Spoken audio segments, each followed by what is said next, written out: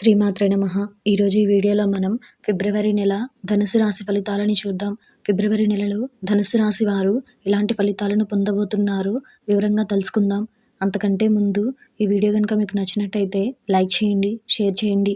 అలాగే మరెన్నో ఆధ్యాత్మిక విషయాల కోసం మన ఛానల్ని సబ్స్క్రైబ్ చేసుకోండి. ఇంకా విషయంలోకి వెళ్తే ఈ మాసంలో మీ పని భారం పెరిగే అవకాశం ఉంది. సహ ఉద్యోగులతో కొంత వివాదం తలెత్తవచ్చు. అయితే మీ పరిస్థితిని నిర్వహించుకోగలుగుతారు. ప్రస్తుత ఉద్యోగాన్ని మార్చడానికి ఇది అనుకూలమైన సమయం.